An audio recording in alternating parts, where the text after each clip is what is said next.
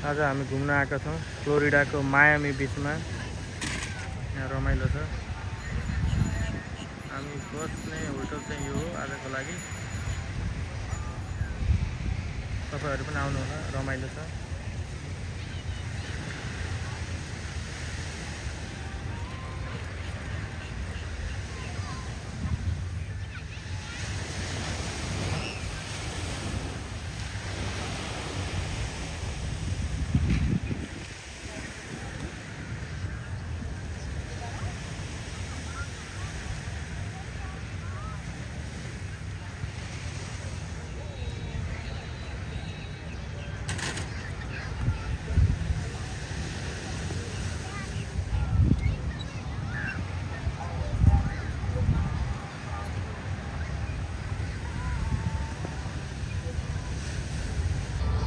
यो चाहिँ रमाइलो रहेछ बच्चाहरूको लागि घुमाउनको लागि। यो रेन्टल दिने रहेछ यहाँनिर फ्लोरिडामा हलिउड बिचको छेउमा रेन्टमा राखेको रहेछ।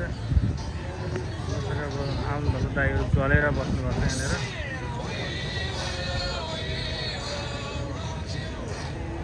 र पुलिसको गाडी छ, यो सेक्युरिटीको लागि बसेको छ यो।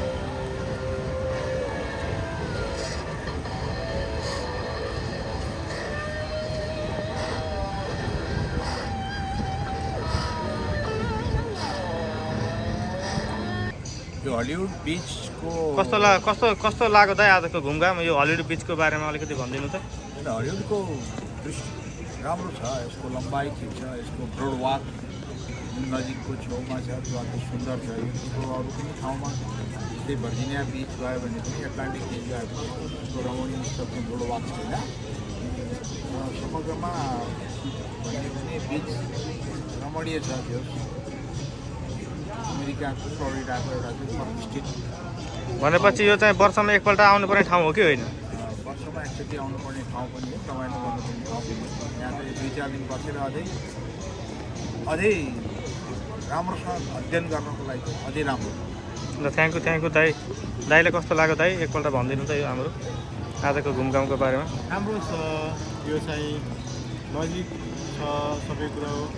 अनि कहिलेकाहीँ अनि कामले बोर भएको बेलामा है यसो मुड फ्रेस गरेर आउँछु भन्दा फोटो छरितो अनि रिफ्रेसमेन्ट आउँछ। सबै कुरो भइगुणो छ। मौसम यहाँ राम्रो छ सधैँभरि जो राम्रो छ। थ्याङ्क यू दाइ, थ्याङ्क यू। आज हामी यहाँ फ्लोरिडाको हलिउड बिचमा घुम्न आएका छौँ। राम्रो ठाउँ छ। वेदर पनि 7 जति छ, घाम लागिरहेको छ। आज 3 बजिसक्यो।